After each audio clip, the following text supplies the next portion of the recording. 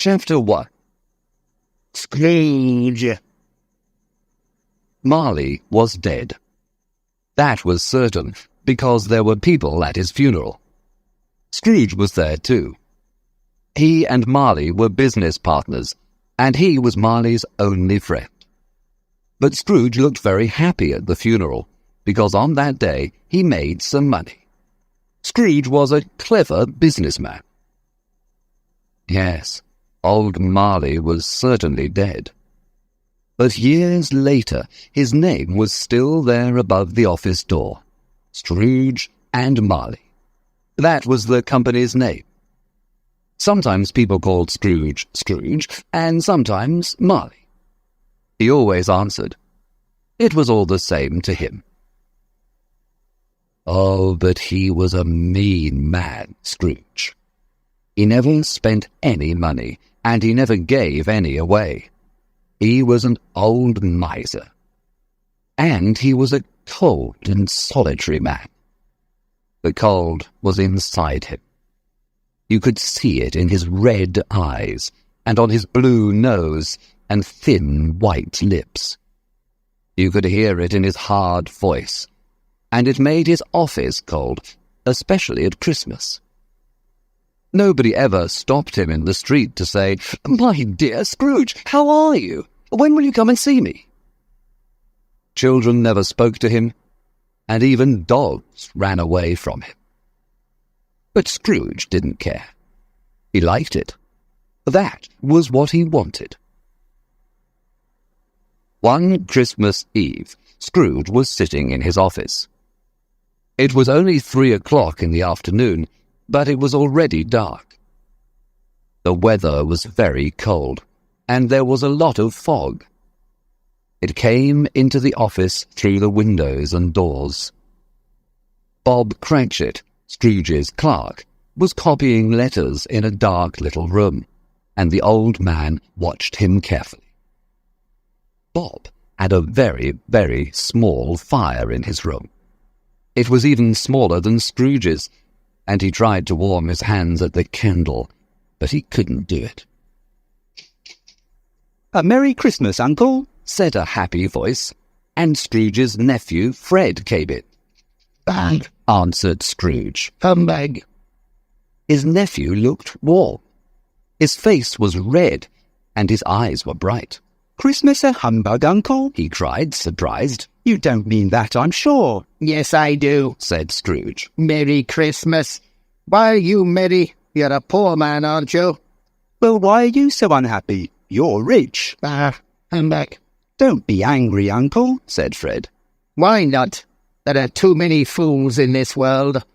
You say, 'Merry Christmas' when you're a year older and poorer. That's stupid." "Uncle, please." "Nephew, you have your own Christmas, and I'll have mine. Leave me alone." "But you don't celebrate Christmas, Uncle." "Because I never make any money at Christmas. I don't like it. Leave me alone." "But Christmas is a good time," said the nephew. "It's the only time in the year when people open their hearts and help each other. They become kind and generous. I like Christmas, and I say God bless it." The clerk in his little room clapped his hands happily and said, "Yes, that's right. Another word from you and you'll lose your job." Scrooge said to him. "Don't be angry, Uncle. Come and eat with us tomorrow," said his nephew. "No, go away. I'm busy." "But why won't you come?" "Why did you get married?" Scrooge asked. "Because I fell in love." "Because you fell in love? Bah! That's more stupid than a Merry Christmas. Good afternoon." "But why don't you ever come to see me, Uncle?" "Good afternoon," said Scrooge. "Can't we be friends?" "Good afternoon," said Scrooge. "Well, I'm very sorry about this, but I wish you a Merry Christmas with all my heart, Uncle." "Good afternoon," said Scrooge. "And a Happy New Year." "Good afternoon," said Scrooge. So his nephew went to the door and opened it. But before he left, he said, "Merry Christmas," to the clerk, who answered with a warm, "Happy Christmas." "Are you stupid too?" Scrooge said. At that moment, 2 fat gentlemen came in. "Excuse me, is this Scrooge and Marley's?" said one of them. "May I ask if you are Mr. Scrooge or Mr. Marley?" Mr. Marley is dead. He died on Christmas Eve 7 years ago. "At this festive time of the year, Mr. Scrooge," said the man, taking a pen from his pocket, "we ask people to give some money to help the poor. There are thousands of people with nothing to eat at Christmas." Aren't there any prisons? asked Scrooge. "Yes, lots of them." And what about the workhouses? Aren't there still lots of them? "Unfortunately, yes. Good. I'm happy to hear it. We don't think the people in the workhouses or prisons are happy about it. They don't have much to eat or drink, and they're always cold. How much can you give us, sir?"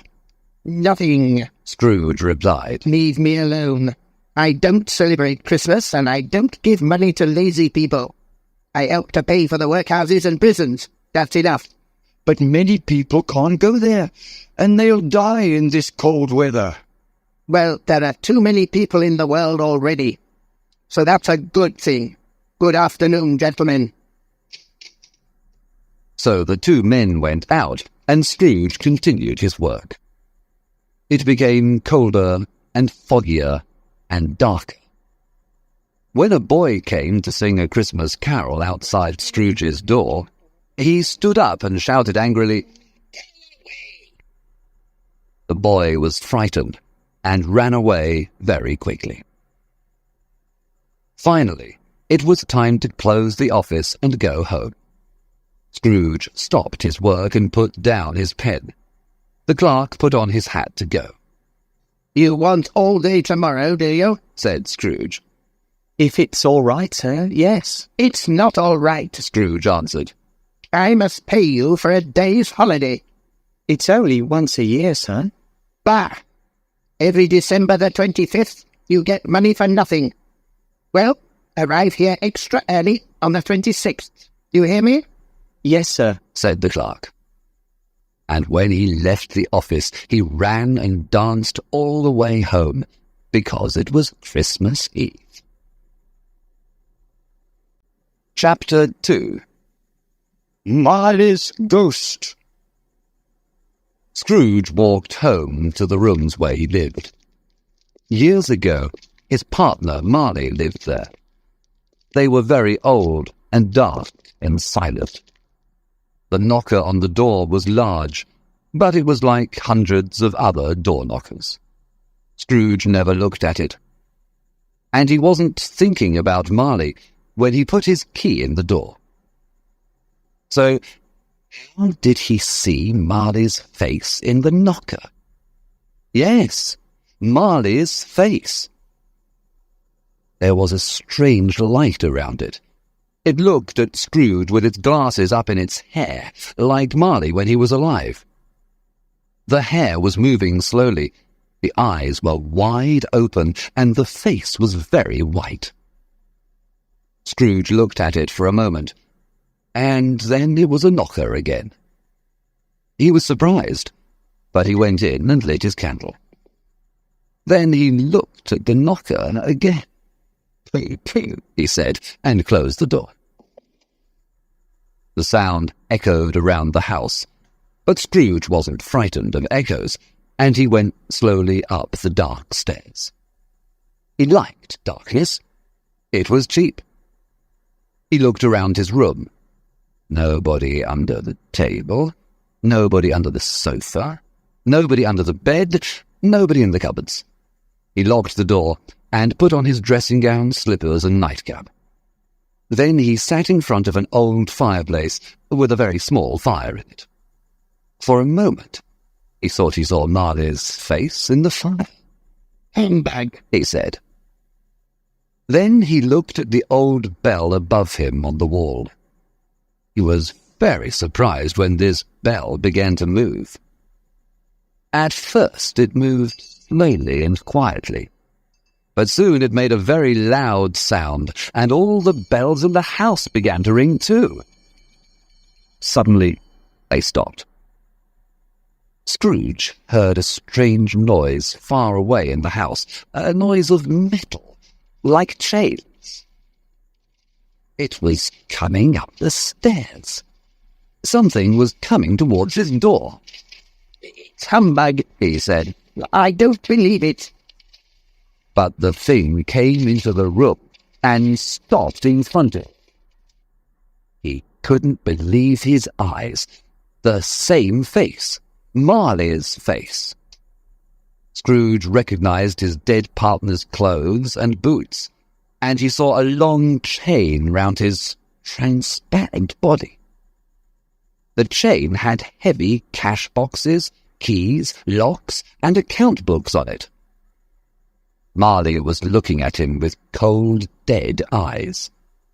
There was a handkerchief round his head and chin.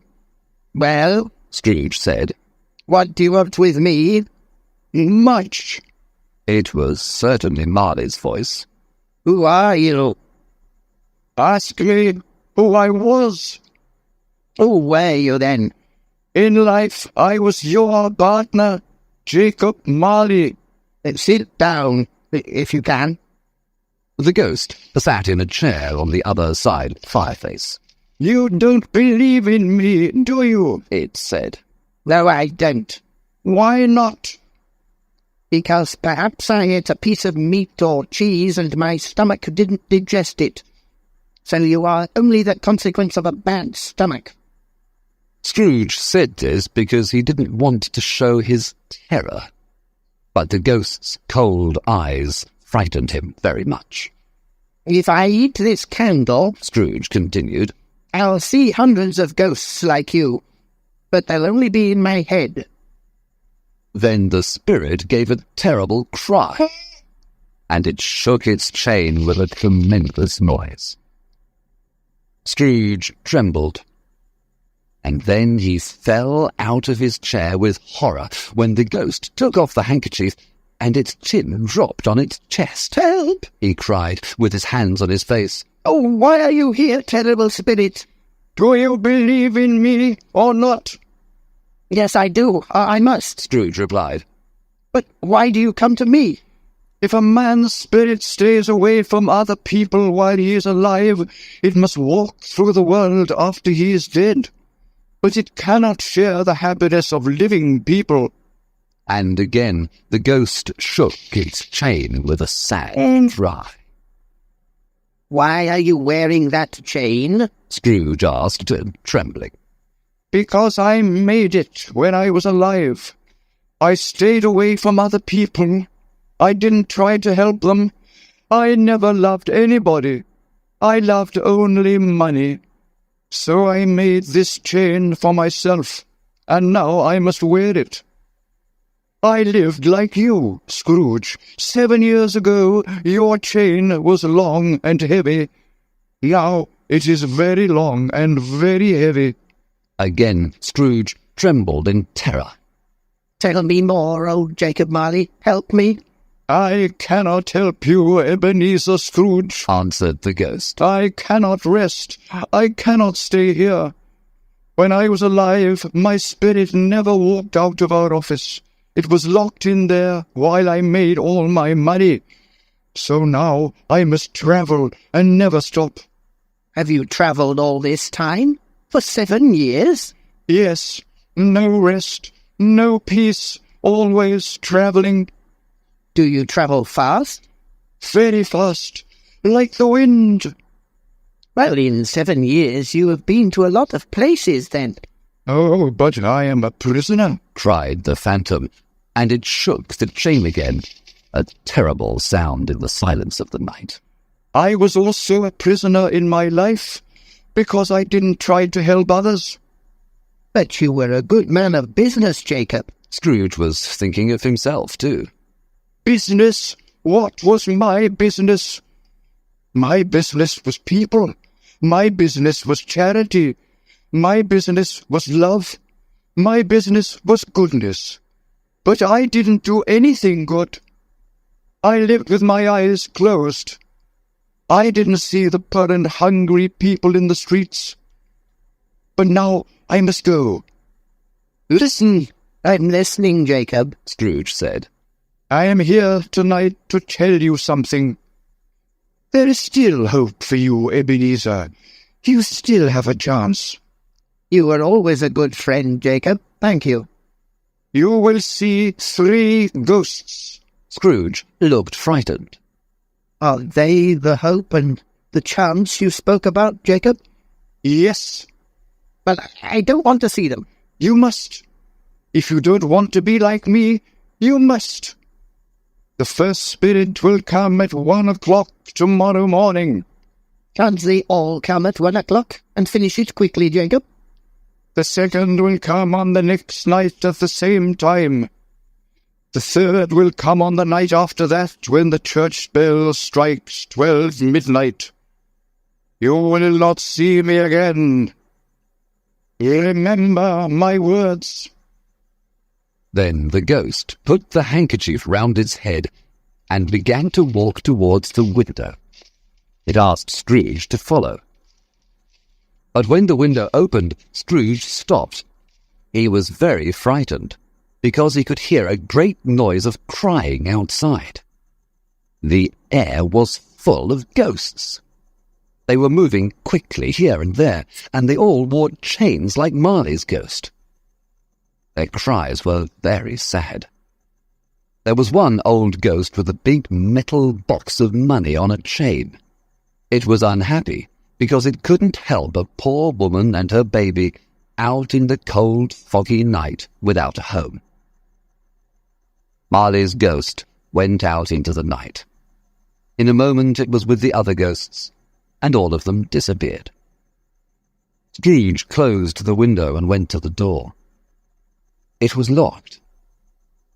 Did Marley's ghost really come through a locked door? Bah, he said.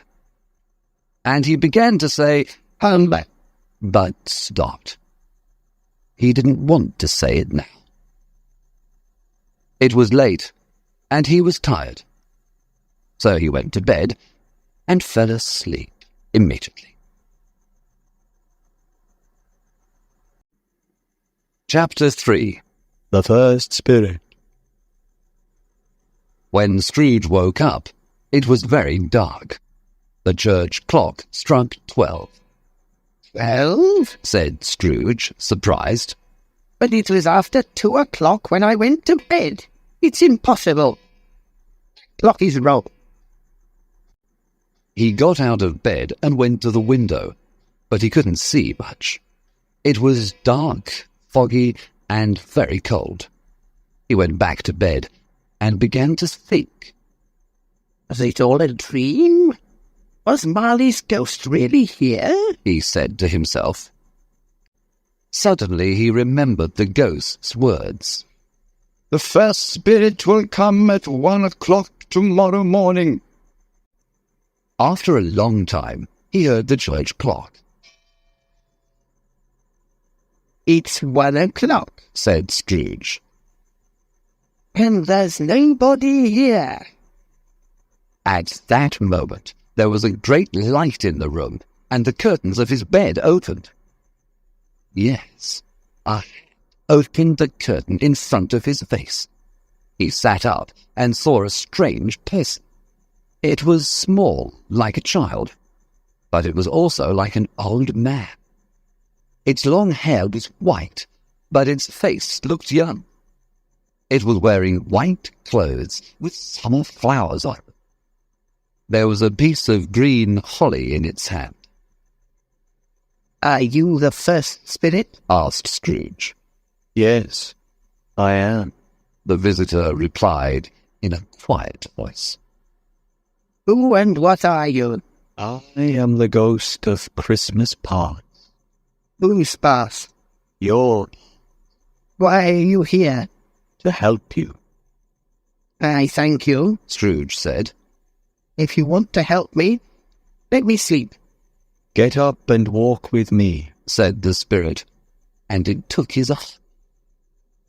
Scrooge wanted to say that it was late, the weather was very cold, and his bed was warm. But the spirit took him to the window. No, I'll fall. Scrooge said. The spirit put its hand on his heart. If I touch you here, you won't fall. It said. Then they went through the wall, and suddenly they were standing on a road in the country. There was snow in the fields. Good heavens, Scrooge cried, this is where I was born. I was a boy here. and he remembered all his old feelings about the place. Your lip is trembling, Said the ghost. Are you crying? No, no. Answered Scrooge, but a tear fell from his eye. They walked along the road towards a little town with a bridge, a church, and a river. Some boys came out of a school. They were laughing and singing because it was a holiday. They shouted, "Merry Christmas!" to each other. They are all in the past. The ghost said. They are only shadows. Scrooge knew all of them, and he felt suddenly happy. Why did his cold eyes and heart become warm with joy? What did Merry Christmas mean to him? He didn't like Christmas. The school is not empty. Said the spirit. One child is still there. He hasn't got any friends. I know, Scrooge said, and there were big tears in his eyes. They went into the school, a big, old, dark place. Inside there was a long classroom. It looked sad and empty, with only a few desks and chairs in it. A little boy was sitting at one of the desks. He was reading a book by a small fire. Scrooge sat down on a chair and cried, because he knew that the little boy was himself many years ago. it's me. He said. I was left here one Christmas. Poor boy. Oh, I would like to. But it's too late now. What is it? Asked the spirit. Nothing. You see, there was a poor boy outside my office last night. He was singing a Christmas carol, but I didn't give him anything, and I told him to go away. The spirit smiled. Let's see another Christmas. Then everything changed. The boy was bigger, and the room looked older and darker. Scrooge saw himself again. He was walking sadly up and down. Then the door opened and a little girl ran in. She was younger than the boy. Dear, dear brother, She said happily, and she put her arms round his neck and kissed him. I've come to bring you home. Home, home. Home, Fanny? The boy asked. Yes, home forever and ever. The girl laughed. Father is kinder now, and he wants you to come home. He sent me in a coach to fetch you. Oh, you'll never come back to this horrible school, and we'll be together for Christmas. I'm so happy. She began to pull him towards the door. Bring Master Scrooge's luggage to the coach. Somebody shouted in a terrible voice. It was the teacher, and when he came in, the boy was very frightened. There, Master Scrooge. Said the teacher in his terrible voice. Goodbye, sir. The boy answered, trembling. But when he got into the coach with his sister, he felt happy. Your sister had a very good heart. Said the ghost. When she died, she left one child, your nephew. Yes. Scrooge remembered the conversation with his nephew in his office the afternoon before, and he felt bad about it. Suddenly, they were standing at the door of an office in the city. It was Christmas again. I know this place very well. And there's old Mr. Fezziwig, alive again. Oh, dear old Fezziwig. Mr. Fezziwig was a fat, happy man with a red face. He was working at a desk. "Hey, Ebenezer! Dick! He shouted. Stop your work!" Scrooge, now a young man, came in with his friend Dick. It's Christmas Eve, boys. We must celebrate. Said Fezziwig. Let's stop working. Close the office. So they put away all the books and papers and made a big fire. Then a man came in and started to play the violin. Mrs. Fezziwig and the three Miss Fezziwigs arrived, And then a lot of young people came, and everybody began to dance to the music.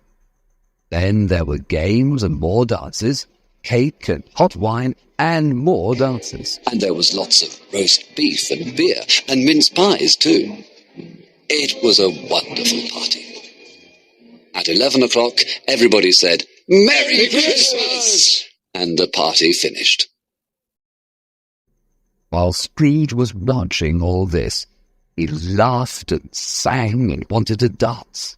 He remembered it all and enjoyed it very much. You and Dick and everybody loved Mr. Fezziwig, The ghost said to him. but why? That party was a very small thing. It cost only 3 or 4 pence. So why did you all love him so much? A small thing? Answered Scrooge. No. Fezziwig was our manager. So he could make us happy or unhappy. He could make our work easy or hard. He gave us a lot of happiness, and that was like a fortune in money. Then Scrooge looked sadly at the ghost. What are you thinking about? It asked. I was thinking that I would like to speak to my clerk now. Come, there isn't much time, Said the ghost. we must be quick. At that moment the scene vanished, and they were standing in the open air. Scrooge saw a man of about 40. It was himself again, and his face showed the first signs of the problems of business and the passion for money. He was sitting next to a young girl dressed in black. It was his fiancée, Belle. She was crying quietly. You love something more than me, Ebenezer. She said. Eh? What? Money. You are afraid of life. You are afraid of the world. And so you do only one thing. Make money. Then you feel more secure. Money is your passion now. No, he said angrily. My feelings for you haven't changed, Belle. But you have changed. When you promised to marry me, you were a different person. I was a boy, he said. And so my love is nothing to you now. You aren't happy with me, and you don't want to marry me. I've never said that. Not in words, no. But I know it's true. I haven't got any money, so you don't want me. Well, you're free to go. I hope you will be happy. And Belle went sadly away. Spirit, Scrooge cried. don't show me any more. Take me home. There's one more scene. No, no more. I don't want to see it. But suddenly they were in a room where a beautiful young girl was sitting near a big fire. Next to her sat her mother. This was Belle, now older.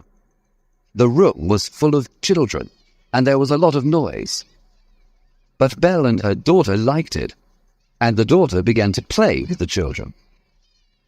Then the father came in with a lot of Christmas presents.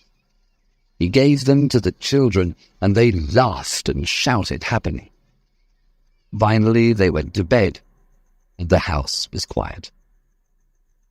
The father sat by the fire with his wife and daughter. Scrooge looked at them and thought, How sad that I don't have a wife and daughter. Belle, said the husband to his wife. I saw your old friend this afternoon. Who was it? Mr. Scrooge? Yes, I passed his office window and he was there. He hasn't got a friend in the world. His old partner Marley is dying. Spirit, take me away. Said Scrooge. These things happen, The ghost answered. and they cannot be changed. Please take me back. I can't watch this anymore. At that moment, the spirit disappeared, and Scrooge was in his bedroom again. He felt very tired, so he got into bed and fell asleep. Chapter 4. The second spirit. Scrooge woke up, opened his bed curtain, and looked around. He was ready to see anything, But when 1 o'clock struck, nothing happened.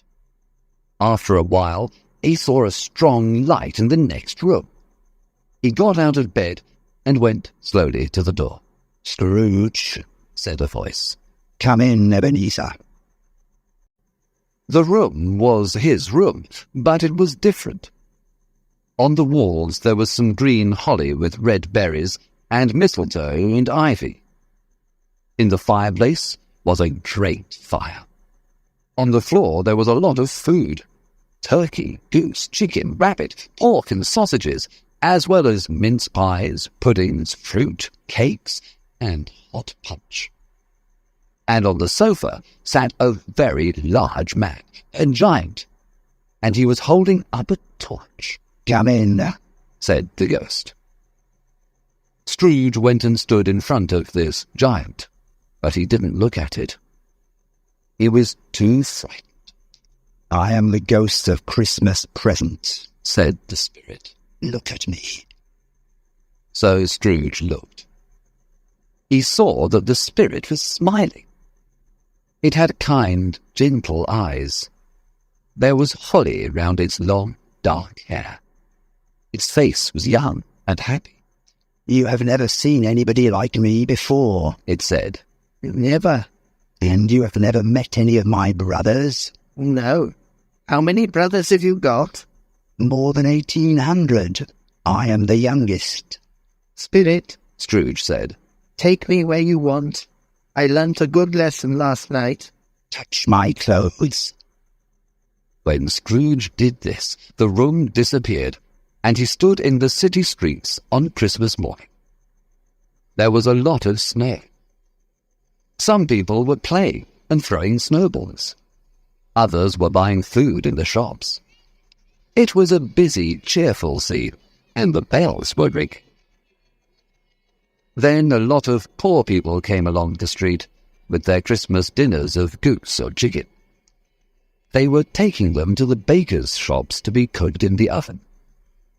The spirit took Scrooge to one of these shops and touched some of the dinners with its torch. What are you doing? Scrooge asked.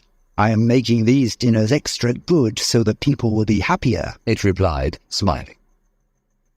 After a while, Scrooge followed the ghost to the suburbs of the city. They went to the house of Bob Cratchit, his clerk. The kind ghost touched the house with its torch. Then they went in. Mrs. Cratchit and her daughter Belinda were preparing the table for Christmas dinner. Young Peter Cratchit was helping them. Suddenly, 2 little Cratchits ran in and shouted that the goose was ready at the baker's. Then the oldest daughter, Martha, arrived, and after her came Bob, with his little son, Tiny Tim, on his shoulder. The child was a cripple, and he walked around on a small crutch. Young Peter went to fetch the goose. When he came back, all the children in the family shouted, because they didn't often eat goose. Belinda made some apple sauce. Mrs. Cratchit prepared the potatoes and the gravy. Martha put the hot plates on the table. Finally, everything was ready. When Mrs. Cratchit cut the goose, everybody cried, "Hooray!" again, and Tiny Tim hit the table with his knife. The goose was small, but they all said it was the best goose in the world, and ate every bit of it. Then Mrs. Cratchit brought in the Christmas pudding with brandy on it. She lit the brandy with a match, and when they were all eating, they said, "Oh, lovely pudding, what a wonder." Nobody said or thought that it was a very small pudding for a big family. After dinner, the Cratchits sat round the fire. They ate apples and oranges and hot chestnuts. Then Bob served some hot wine. "A Merry Christmas to us all," he said. "Merry Christmas!" the family shouted. "And God bless everyone," said Tiny Tim in his weak voice. He sat very near his father. Bob loved his son very much, and he held Tiny Tim's thin little hand. Will Tiny Tim live, Spirit? Scrooge asked. I see an empty chair, Replied the ghost. and a small crutch. But not Tiny Tim. If the future does not change, the child will die. No, no. Said Scrooge. Say he will live, kind Spirit. If the future is not changed, he will not see another Christmas. But you think that's a good thing, don't you? You said there are too many people in the world. Scrooge didn't answer, and he didn't look in the ghost's eyes. He felt very bad. Those were wicked words, Ebenezer Scrooge. The ghost continued. Do you think you can decide who will live or die? Are you better than this poor man's child, or millions like him?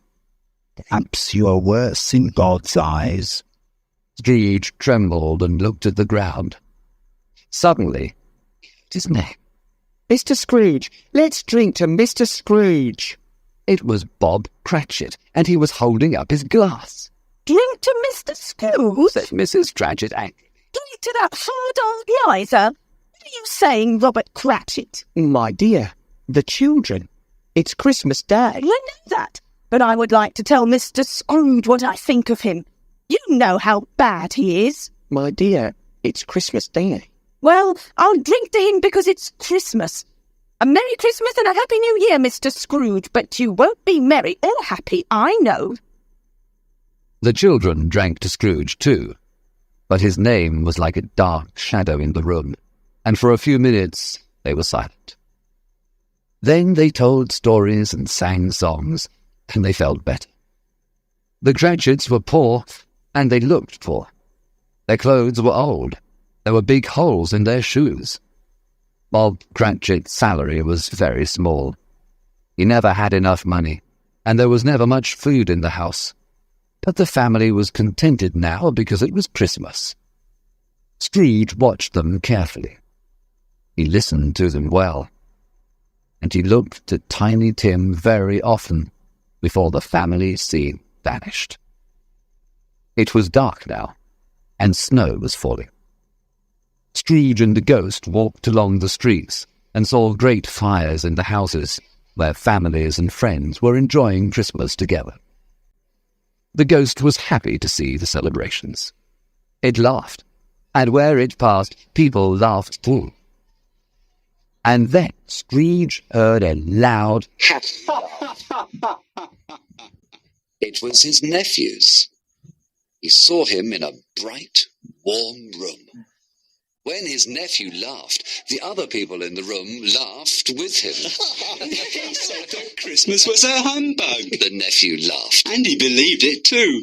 He's stupid and bad, Fred. said his wife. Well, he's a strange man, and he isn't very happy. But he's very rich, Fred. Yes, my dear, but he doesn't do anything with his money. He doesn't help others, and he lives like a poor man. Nobody likes him. I don't like him. He makes me angry. I'm not angry with him. I feel sorry for him because he doesn't enjoy his life. He never laughs. He didn't want to eat with us today, but I'm going to ask him every year. I'll say, "How are you, Uncle Scrooge? Come and eat with us." Then they played some music and sang. After that, there were games. When they played 20 questions, Scrooge forgot that they couldn't hear him, and he shouted his answers. Then his nephew thought of something, and everybody asked him questions. Is it an animal? Yes. Does it live in the city? Yes. Is it a horse? Oh, It wasn't a dog, a cat, or a pigeon. It made horrible noises. Sometimes it talked, and nobody liked it. I know what it is. Shouted Fred's wife. It's your Uncle Scrooge. She was right, a Merry Christmas and a Happy New Year to the old man. said Fred. Scrooge wanted to say this to Fred, but the scene vanished, and he and the ghost travelled again. Scrooge noticed that the spirit looked older. Its hair was grey now. Is your life so short? He asked. Very short. It ends tonight at midnight. It's 11:45. I haven't got much time. Look, Look down here. The spirit opened its coat, and Scrooge saw 2 children on the ground, a boy and a girl. They were very thin. Their clothes were old and poor, and they were trembling with cold. They looked very hungry. Their eyes were sad. They looked older than children, and they were like monsters. Scrooge was shocked. Are they yours? He asked. No, they are millions. They belong to humanity. Haven't they got a house or a family? Aren't there a lot of prisons? The spirit replied. And aren't there any workhouses? Oh, no, no. Those are my words. Scrooge cried. The church clock struck 12. He looked around for the ghost, but it wasn't there. Then he remembered old Jacob Marley's words. The third spirit will come at 12 midnight. Chapter 5. The Last of the Spirits. Another phantom was coming towards him. It was tall and silent. Scrooge couldn't see its face or its body, because it was wearing long black clothes and a black hood. There was something mysterious about it. When it came near him, Scrooge was very frightened. It didn't speak or move. Are you the ghost of Christmas yet to come? He asked. The spirit didn't answer, but its long white hand came out from the black clothes and pointed down. Are you going to show me things from the future? Scrooge asked. His legs were trembling a lot, and so he couldn't follow the ghost when it moved away. It stopped and waited for him. He couldn't see its eyes, but he felt that they were looking at him. This ghost was the most frightening of the 3. Ghost of the future, he cried. I'm very frightened of you. But I know that you want to help me, so I'll go with you. Please, speak to me. It made no reply. Its long hand pointed ahead. All right, I'll come, said Scrooge. So the ghost carried him to the centre of London. At a place called the Exchange, he saw a lot of businessmen. Their pockets were full of money. They were walking around and talking to each other. They often jingled the money in their pockets and looked at their watches. Scrooge knew many of them. When the ghost stopped near 3 men, he could hear their conversation. No, I don't know much, said one very fat man. I only know he's dead. When did he die? Another man asked. Last night, I think. I thought he would never die. Was he very ill? God knows. What about his money? Asked a man with a very red face. I don't know, replied the fat man. He hasn't left it to me. Everybody laughed. The funeral will be very cheap, because only a few people will go, the fat man continued. I'll go if there's a big lunch, the red-faced man said. Another laugh. And then the men went away. Scrooge looked at the ghost. Who were they talking about? He asked. But the ghost said nothing. It went into the street and showed Scrooge 2 men. He knew them. They were rich and important businessmen. First they said hello. Then one of them said, Well, he's finally dead. Yes, I've heard, answered his companion. Cold, isn't it? Very cold. But it's the right weather for Christmas. Would you like to come ice skating? No, thank you. I'm too busy. Good morning. That was the end of their conversation. Scrooge was surprised. Who were they talking about? He couldn't think of anybody. Old Marley died 7 years ago, and this ghost was showing him the future. He decided to wait and see. He looked around, but he couldn't see himself anywhere. Wasn't he there in the future? silent and black. The ghost stood near him. He knew that it was watching him, and he trembled. They went into a poor part of the city where the streets were dirty and narrow. There were dark shops and houses, and the people looked ugly and miserable. A lot of them were drunk. Rubbish was everywhere, and there were bad smells.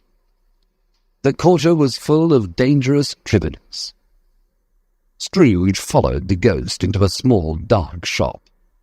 It was full of dirty old things, bottles, clothes, keys, chains. A man of about 70 with grey hair sat near a fire and smoked his pipe.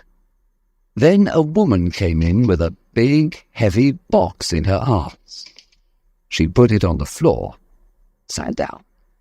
"Open it, old Joe," she said, "and give me the money." The man opened the box. "What are these?" he said. "Bed curtains? Did you take 'em while he was in bed?" "Yes, why not? There was nobody with him. There are blankets, too." "His blankets?" "Of course. He won't need them where he's going. He's a beautiful, expensive shirt, too. He was wearing it for his funeral. I thought, what a pity. This is a very fine shirt, but nobody will wear it again. So I took it off him." "You did well, madam," laughed old Joe. "You're a clever woman, and you'll make a fortune one day." "I must think of myself like him. He was a selfish old miser. I cleaned his rooms and his clothes. I worked very hard for him, but he never gave me anything. I wanted to take more things, but his housekeeper took them before me." Just then, the housekeeper came in. She had a large bag full of sheets, towels, clothes, and shoes. "Now look in my bag, old Joe," she said, "and tell me how much you give me." Old Joe counted up the money for each thing in the box and the bag and wrote some numbers on the wall. "That's how much I'll give you," he said, "and no more. I always give too much, and so I'm poor." Then he opened a dirty bag and put the money on the floor. "When he was alive, he frightened people and they hated him. So we get the profits now that he's dead." Scrooge watched this in horror.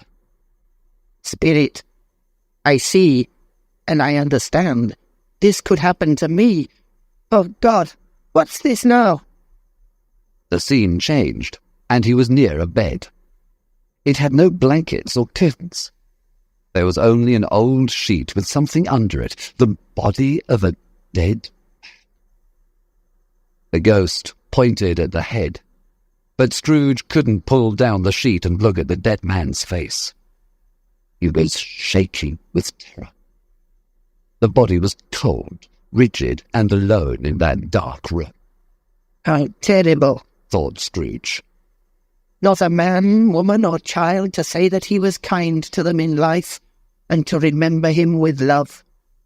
Then he heard the sound of rats behind the walls. Were they waiting? Were they going to jump on the bed and... "Spirit," he said, "what a horrible place. I'll always remember this scene. Can we go now?" But the ghost still pointed at the dead man's head. "I understand," Scrooge said, "but I can't do it. I ask you to show me somebody who is sorry that this man is dead." The ghost took him to Bob Cratchit's house. The mother and children were sitting round the fire. They were quiet, very quiet. The little Cratchits sat like statues in a corner. Peter was reading. "When is father coming?" he asked. "He's late, but I think he walks slower now." "I remember when he walked very fast with Tiny Tim on his shoulder," said the mother. "But Tiny Tim was very light, and his father loved him so much. Ah, there's your father at the door." Bob came in. He drank some tea while the two little Cratchits put their faces close to his, saying, "Don't be sad, father." So Bob tried to be cheerful. But suddenly he cried. My little child, my little boy. He went to a room upstairs. It looked as bright and happy as Christmas. He sat on a chair next to the bed. There was a little child on it. It was Tiny Tim, and he wasn't sleeping. He was dead.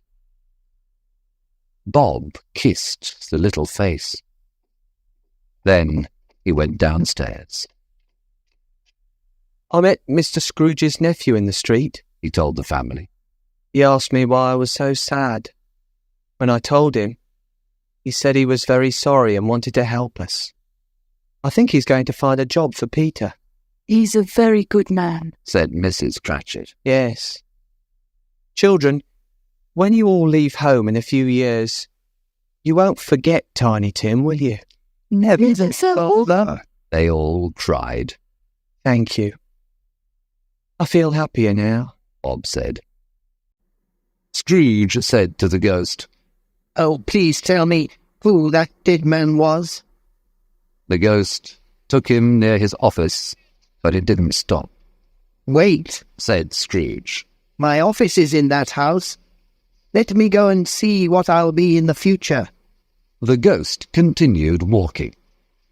Scrooge ran to the window of his office and looked in.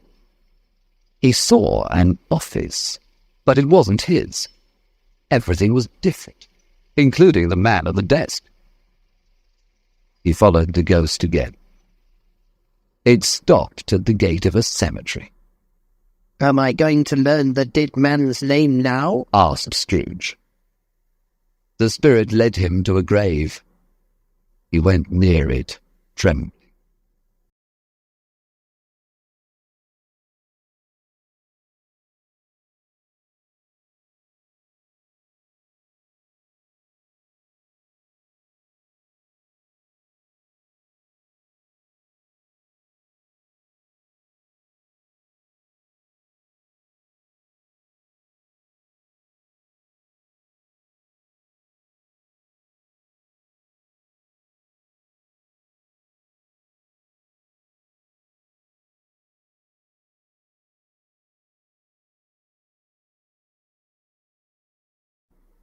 He fell on his knees. I was the dead man in the bed. Oh, spirit! Oh, no. Listen, I've changed. I won't be the same man as before. Tell me there is still hope. Please, tell me that if I change my life, the things that you have shown me will be different. The spirit's hand trembled. I will celebrate Christmas with all my heart. Scrooge continued.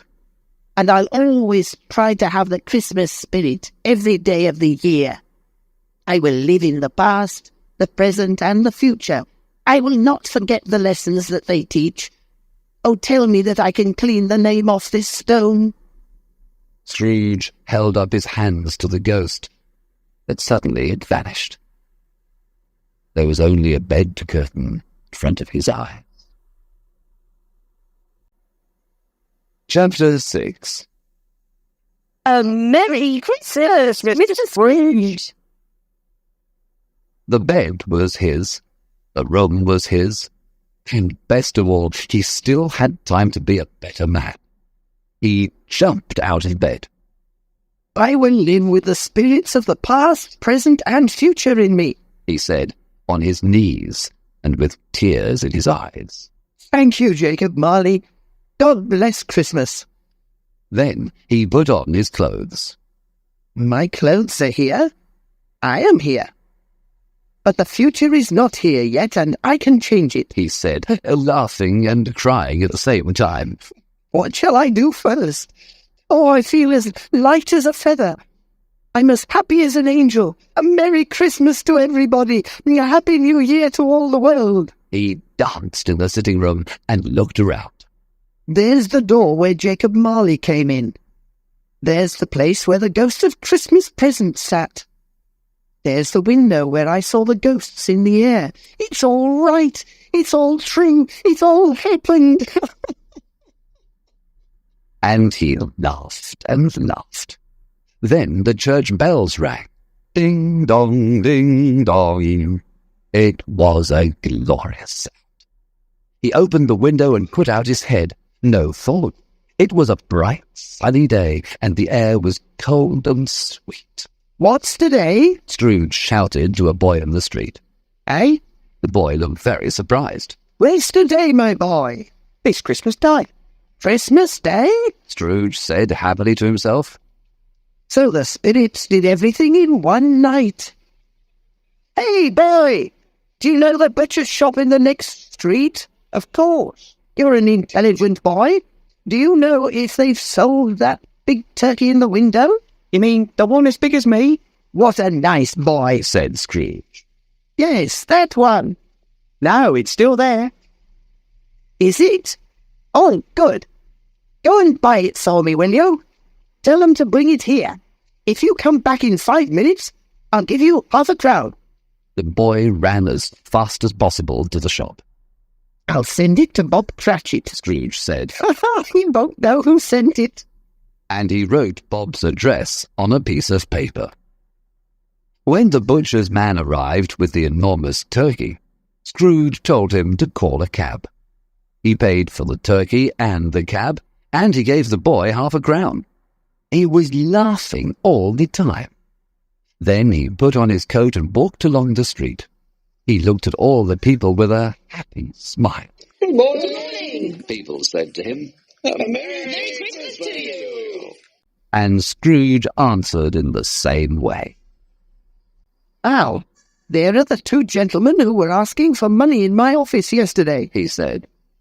How do you do, my dear sirs? A Merry Christmas to you. And Mr. Scrooge asked one of them.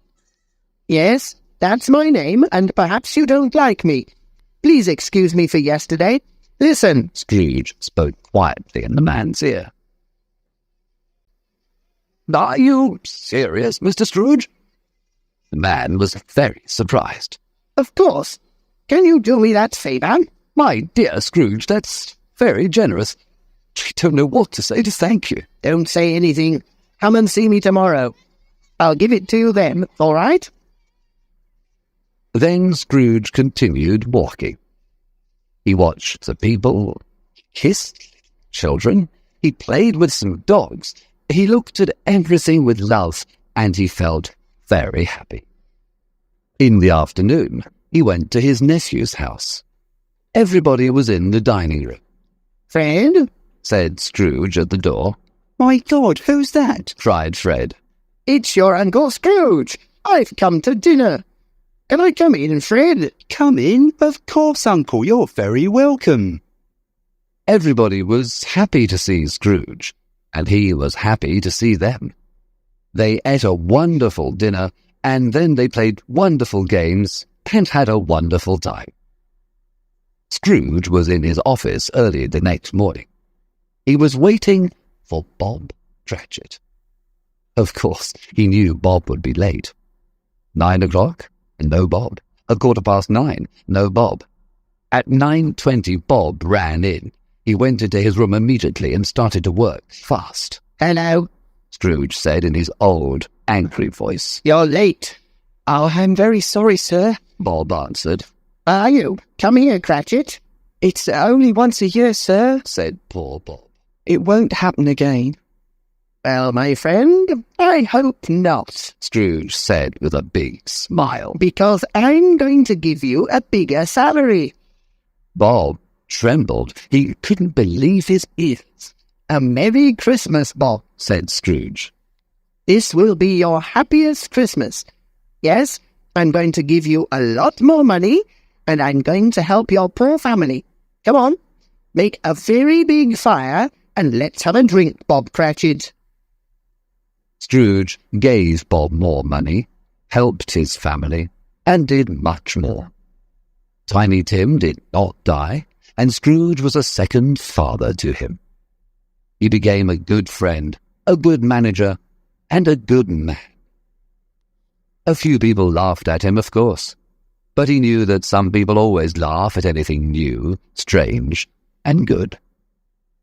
He often laughed now, and that was the most important thing to him. He didn't see the spirits again, and he celebrated every Christmas with all his heart. And, like Tiny Tip, he said, God bless everyone.